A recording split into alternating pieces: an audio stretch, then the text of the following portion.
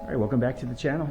You saw in the last video that I was testing basically my rudder trim, and when I took my foot off the pedals I had a pretty pronounced swing to the right since my Volkswagen engine is flipping the opposite direction of most.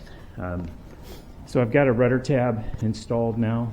I'm just guessing based on what I've seen of some other people's tabs.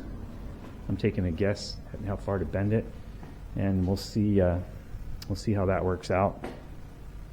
And hopefully I didn't bend it too far. I could have snuck up on it, probably.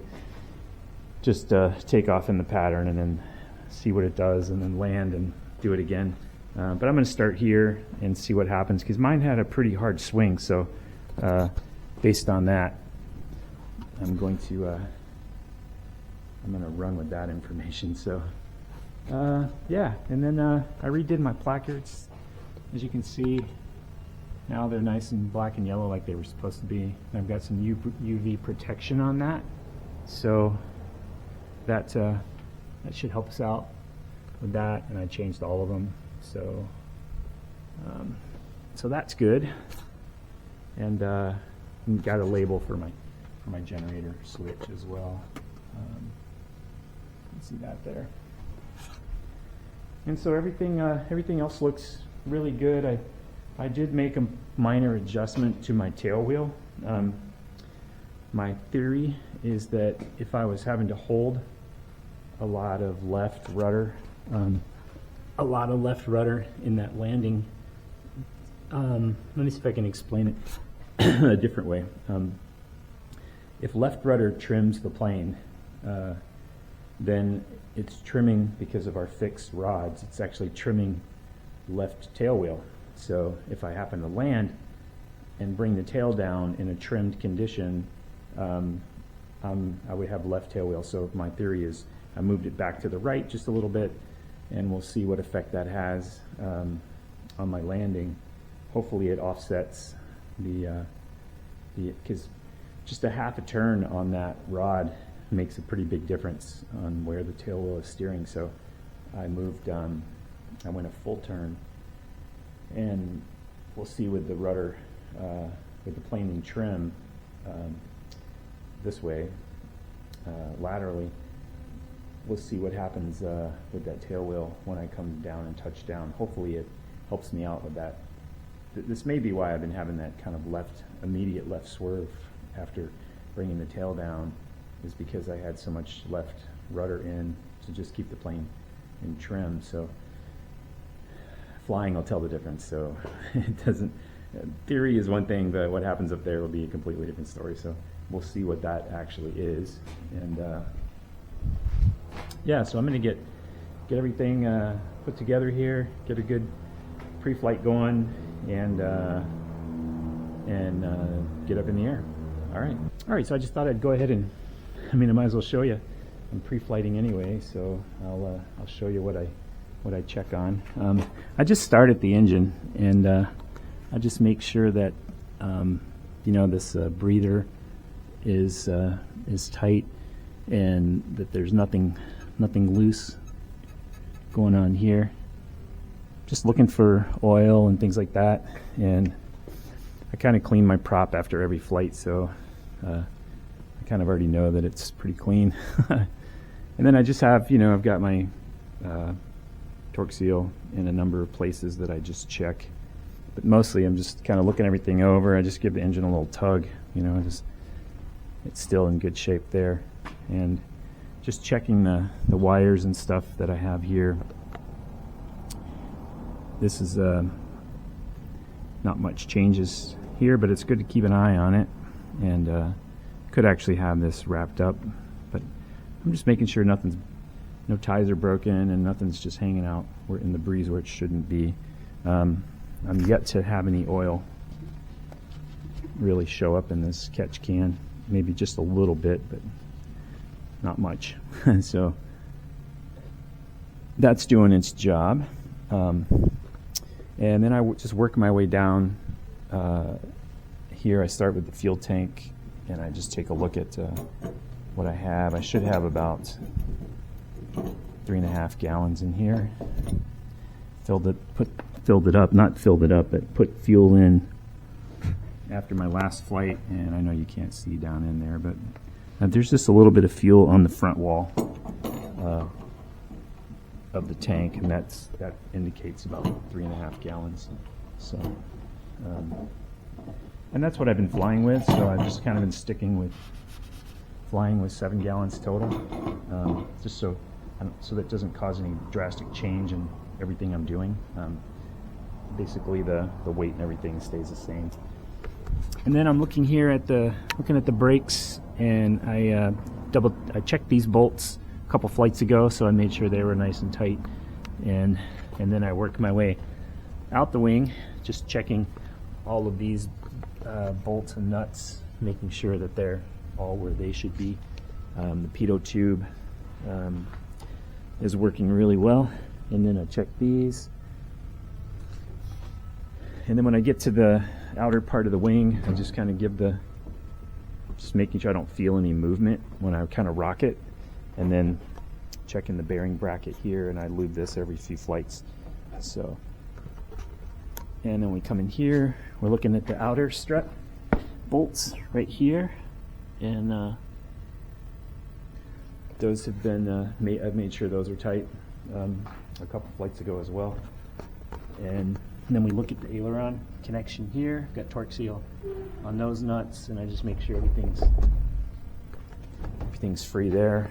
Had to tighten this up last time. These screws were just a little bit loose, and then I just check where my cables come through. I check these mounting bolts here, and these mounting bolts for the strut, and make sure that all the nuts are still on the hinges. And then I come up here, and that bolt could actually be turned around like this one, but I'll pick that up sometime. And then we've got cotter pins in all of our hinges, there, here, and here. My new trim tab, we'll see how that goes. A little dust from drilling. Then I just pick up here, make sure nothing's moved on my mounting here, and that I'm all good here. I've got my safeties on either side, and that's in good shape. And then obviously I check here, and if I get up underneath here, I can actually see the torque seal on that nut, that jam nut for the fork. So that's all good. And then my tail wheel assembly, there's no unnecessary play in that. So it looks good. The tail wheel steering cables look good. And then I just check, I'm looking for no nuts are falling off, and everything's good. I can see my nuts are on for my stab mounting. And we do the same over here. We make sure all these nuts are in good shape. And our rudder steering, we want to make sure those cotter pins are where they belong, which is on. So we just check that out, and we're good there. This one's good. Interesting, I did the same thing on this one. At one point in time, I must have had a reason. I don't remember what it was, but and then we already took a look at that bolt there. We'll just check it anyway. This is all good here. And we're just back to the other side. We're just checking out the aileron. We're all good there. And then these outer strut bolts. And our bearing bracket here. That's all good. And then another shake of the wing. There's no play in that, so let me check our bolts here, and check them here. Everybody looks good there, and these are safety wired. If you remember, my DAR suggested that, which was a great suggestion. Safety wire those in there. And then we check this fuel tank, and a little bit of fuel because my floor here is not perfectly level. A little fuel cross feeds. So this one is slightly lower than the other one, which is the way it always is, because a little bit more drains to that side. Let me get those back on. And then we're back at the engine. I haven't had any leaks in my valve cover gaskets, which is awesome. I guess that can be a problem on these planes. I do have a very small leak that shows up. You probably saw early I had a paper towel stuffed right here, and that's because I believe it's coming from the very bottom of this bracket down here that holds the intake manifold, and it's mounted to the engine, and I think there's just a little bit of oil comes out of that bolt right there. Next time I do an oil change, I'm going to take that loose and actually reseal it and see if that solves that problem. It's just a drop every now and then. But if I go away, it'll all drain along. It'll drip along the bottom of the engine. It'll follow itself to the to my mounting bracket, and there'll be a little puddle that sits right here. So, not a big puddle, just a little puddle. So, but nonetheless. And then I go around and I actually plug in my battery. I just unplug that when I'm not here, just so there's no unusual drain on it. But that's just right down here, so just reach down there and plug that in. So that's good. And then I usually grab my gloves from this side, put them up there, so that I'm ready to start my engine. And then I have to grab my emergency brake from the other side. I get that ready. Because when I'm starting, I put it around the control stick. So. Hey, how you doing? Good. All right.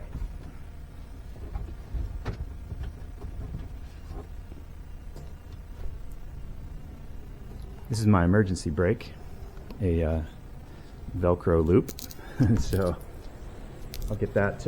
I just basically put it just around the stick so that I'm ready. And once I get this on, I'm ready to roll it out. So yeah. All right. Let me get the cameras mounted and off we go.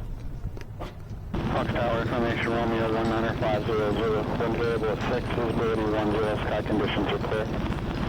Temperatures 13, dew point -7, altimeter 3022.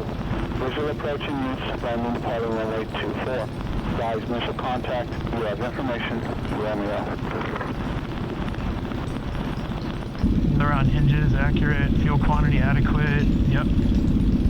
Meter hinges, belt checks, spark plugs, fuel lines, carburetor secure, oil level. Alright, oil quantity correct level.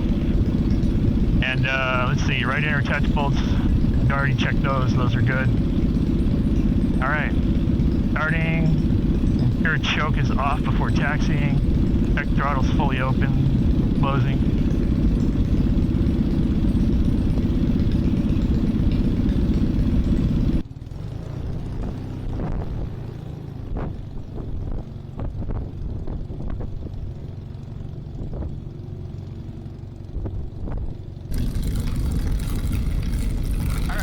Here to the hold line and make our radio call for taxi, and it says 2-4. Haven't seen the windsock yet, so hopefully that's the way it's pointing. It's variable at 6, which is not my favorite condition. Variable. We'll find out here. Oh yeah, it's definitely favoring 2-4, so that's good news. Fox ground, experimental 364 Delta Tango is with you at Gulf intersection, ready to taxi with information Romeo. Stonewall 364 Delta Tango Fox ground, runway 24, taxi via Alpha, Alpha 7. Taxi via Alpha, Alpha 7, 364 Delta Tango.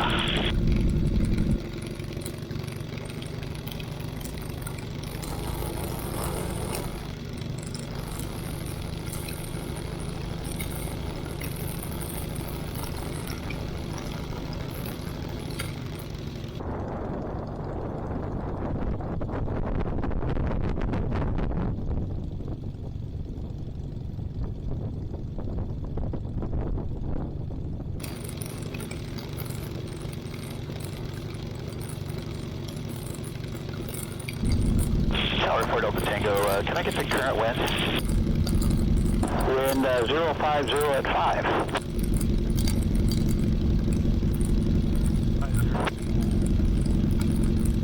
You know what, November 4 Delta Tango, you plan on playing in the pattern?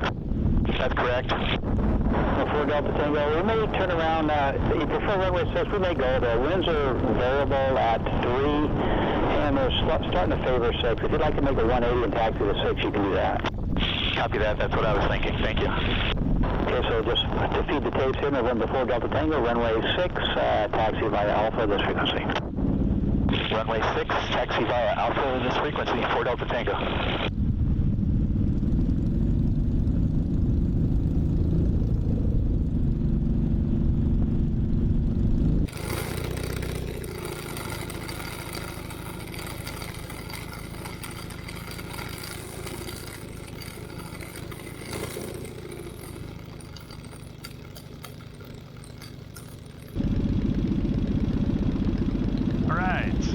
Over here.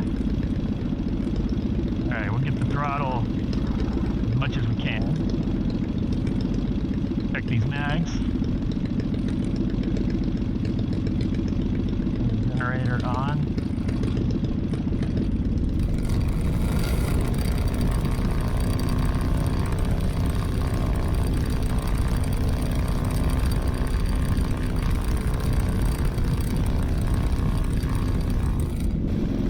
They're both good.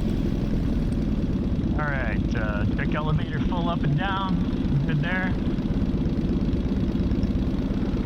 Control stick is free. Left is up, right is down. Right is up, left is down. Rudder feels good. Seatbelt shoulder harness, we're good there. And we're going to clear for traffic and turn over to tower. Alright, choke is in. There, both ignitions are on. Generator's on. And temperatures are right where they should be. 125 on the oil temp. 32 on the pressure. That's because we're idling. Got running like 650 on the right cylinder on the EG2. And we got 545 on the left cylinder. We got 239. 45 on the cylinder head temps for the other two, so everybody's good to go.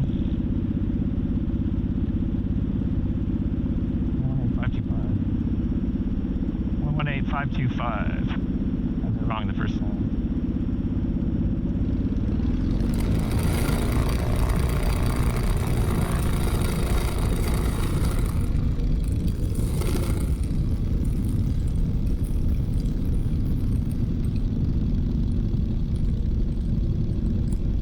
Tower 4 Delta Tango is ready to go at runway 6, and I'm going to stay in the pattern. November 364 Delta Tango, Fox Tower, make left close traffic runway 6, cleared for takeoff. Clear for takeoff, runway 6, 364 Delta Tango, make left traffic.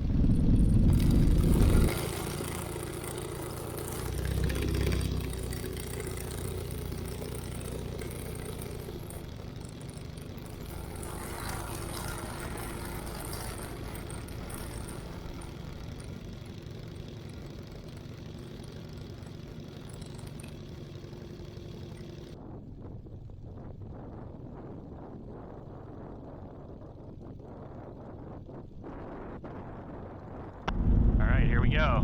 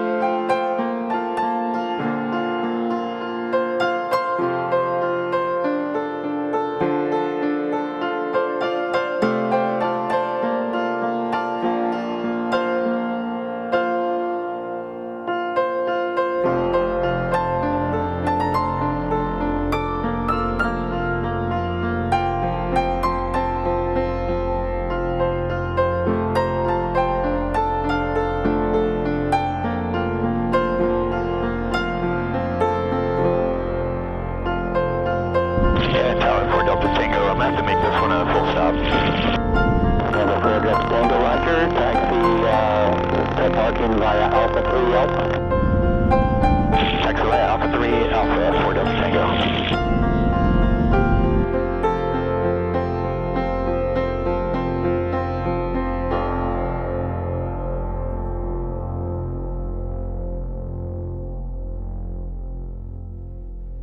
All right, so the good news is the trim tab, I can't hardly believe it, but I got it right on the first time. So whatever that angle is a really good angle for it, because I took my feet off both upwind and downwind, and I'm just going just really straight, and I didn't have that hard swing to the right that I had before. Then in the landing, that was so much better. I wasn't fighting anything, and moving the tail wheel, that one rotation of the fitting out to just move the tail wheel slightly to the right had a huge impact on how I felt after I got the tail down. Really, I just was able to just keep her going straight. I didn't have that hard swing to the left, so yeah, so that felt great. Yeah, so I had to cut the flight short though, because I've got some investigating to do, because I looked at the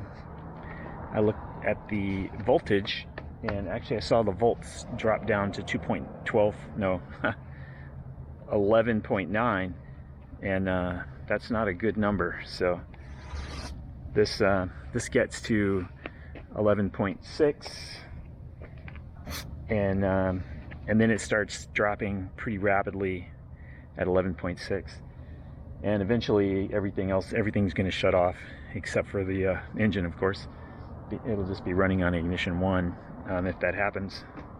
So there's a screen on the device that's installed, and I was curious. I'm